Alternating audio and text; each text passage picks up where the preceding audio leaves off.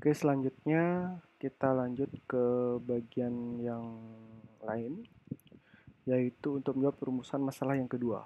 Kita ingin mengetahui persepsi masyarakat terhadap pengembangan kawasan wisata.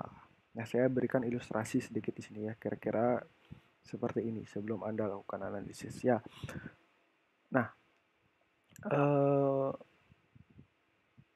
kita akan eh, coba seperti yang saya katakan atau sampaikan di awal bahwa kita akan menginput atau mencoba observasi bagaimana pandangan atau persepsi masyarakat terhadap pengembangan daya tarik wisata di Gua Semar berdasarkan ekspektasi dan permasalahan. Yang pertama itu terkait dengan pernyataannya atau definisi variabelnya adalah persepsi masyarakat terhadap pengembangan daya tarik wisata Gua Semar. Ya, ini bisa Anda elaborasi sedikit atau spesifikkan berdasarkan komponen 4A misalnya atau 6A dengan teori-teori terbaru dari daya tarik wisata misalnya. Yang kedua, persepsi masyarakat terhadap peraturan dan larangan saat memasuki areal Gua Semar misalnya. Karena kenapa harus ada peraturan gitu? Dibuatkan peraturan itu bagaimana masyarakat? Apakah cenderung itu berat buat masyarakat atau lebih mudah? Kita lihat pandangannya dulu, kira-kira seperti itu. Yang ketiga, persepsi masyarakat dengan akan dibangunnya hotel, kira-kira. Nah, banyak pro dan kontra kalau ada hotel berbintang nanti kawasan losmen yang sifatnya rumah masyarakat itu nggak bisa terpakai atau bagaimana pandangan masyarakat kira-kira seperti itu. Apakah banyak yang masyarakat setuju atau bagaimana? Kira-kira seperti itu. Dan yang keempat, persepsi masyarakat dengan dikembangkan wisata outbound. Misalnya ada outbound. Saya ilustrasikan saja. Ini misalnya saja, bukan sesuai fakta di lapangan. Saya cuma membuat ilustrasi fiktif di sini ya. Datanya fiktif, apapun semuanya fiktif. Ya, contoh saja. Ini ada 4 buah persepsi yang akan kita ukur. Yang pertama, terhadap daya tariknya, peraturan, hotel, dan kegiatan outbound. Nah, misalnya yang pertama, misalnya yang pertama, kita contoh persepsi yang pertama itu terkait dengan persepsi masyarakat terhadap pengembangan daya tarik wisata di Gua Semar. Bagaimana pandangan masyarakat di sana? Misalnya berdasarkan untuk menjawab ini ada untuk menjawab variabel ini ada 3 buah indikator pertanyaan atau pernyataan di sini. Itu seperti ini pernyataannya. Yang pertama, untuk menjawab yang pertama itu persepsi masyarakat terhadap pengembangan daya tarik wisata di Gua Semar. Ada 3 buah pernyataan. Yang pertama, pengembangan wisata maksudnya di sini adalah wisata Gua Semar dengan komponen 4A misalnya.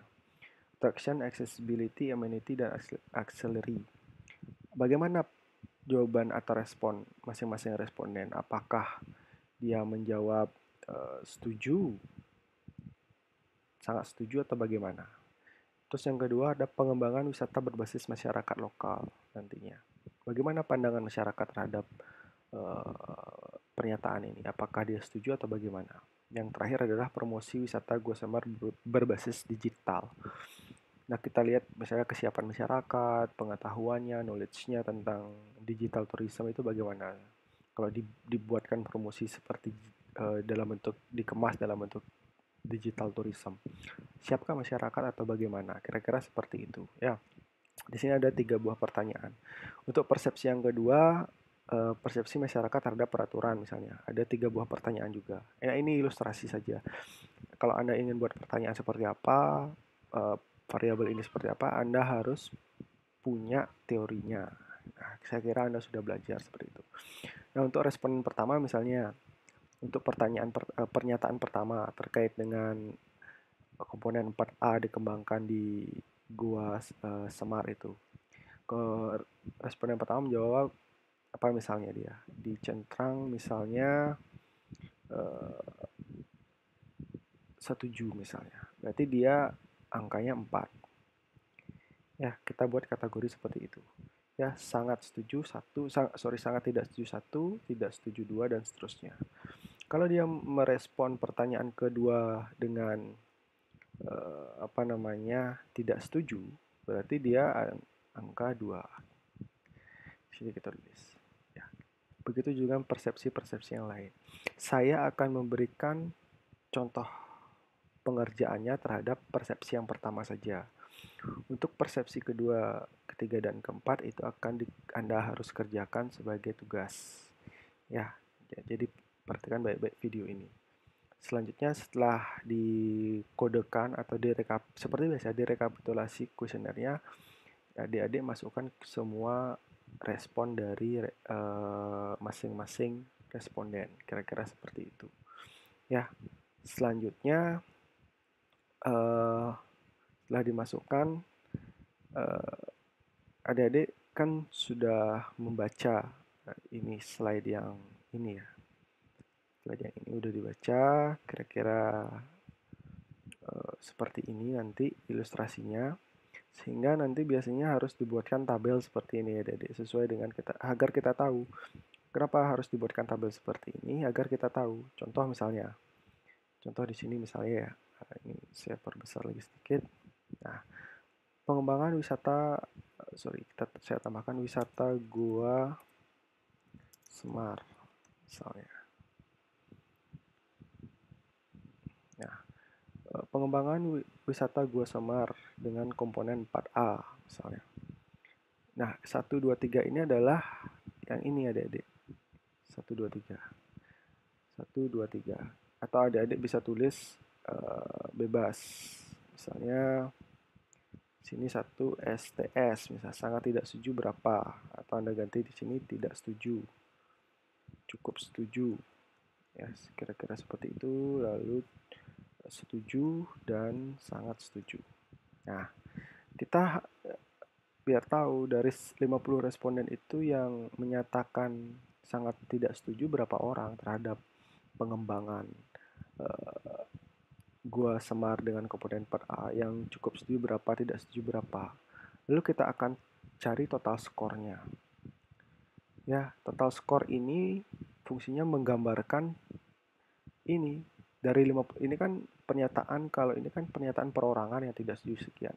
Kalau kita gambarkan dari 50 orang dengan pernyataan ini, berapa? Bagaimana gambarannya? Apakah sangat setuju ke semuanya, rata-ratanya, atau bagaimana?